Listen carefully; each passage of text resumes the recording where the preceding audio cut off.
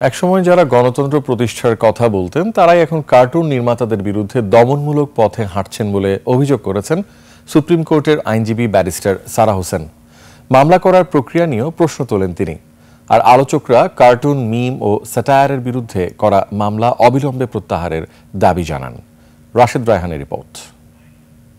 Niacinamide ও salicylic সমৃদ্ধ lily face wash যা ফেসের ডেড স্কিন সেল দূর করে দেয় দ্বিগুণ ফাস্টার ব্রাইটেনিং। স্যাটায়ার, মিম ও কার্টুন মতপ্রকাশ নাকি মর্যাদাহানি? জাতীয় প্রেস ক্লাবে এ নিয়ে আলোচনা সভা করে নাগরিক কোয়ালিশন ও স্যাটায়ার ভিত্তিক ওয়েবসাইট ইআরকি। এ সময় স্যাটায়ার ধর্মী ফেসবুক পেজ ইআরকির বিরুদ্ধে মামলার প্রতিবাদ জানান কার্টুনিস্ট ও লেখকরা। একদল মিমারদেরকে হয়রানিমূলক মামলা তারা করলেন, এটা আসলে খুব উদ্বেগজনক।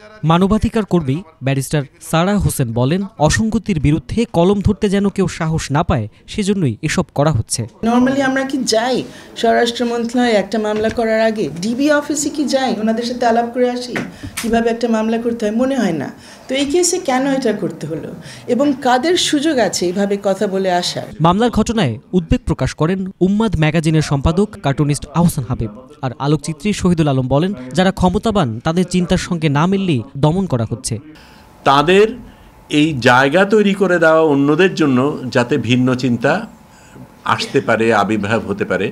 কিন্তু আমরা সেখান থেকে অনেক দূরে সরে গিয়েছি এবং উনি কারণ তখন বুঝলেন, বুঝে বললেন যে হ্যাঁ ঠিক, আমি তো এরকম ভাবি নাই।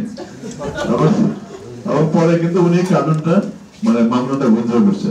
হয়রানিমূলক মামলা করে বিরোধী মতকে ফ্যাসিজমের কায়দায় দমন করার চেষ্টা করা শুরু হয়েছে বলেও অভিযোগ করেন বক্তারা। গত ডাকসু নির্বাচনের সময় সবচেয়ে বেশি নারীদের বিরুদ্ধে যৌন আক্রমণাত্মক মিম বানানোর এবং আক্রমণ চালানোর অনলাইনে অভিযোগ যে সংগঠনটার বিরুদ্ধে ছিল, সেই সংগঠনটার দিক থেকে কিন্তু এই মামলাটা হচ্ছে। তারা বলছেন, মত প্রকাশের স্বাধীনতা বা কার্টুন প্রকাশ বন্ধ করলে বিক্ষোভ আরও বাড়বে।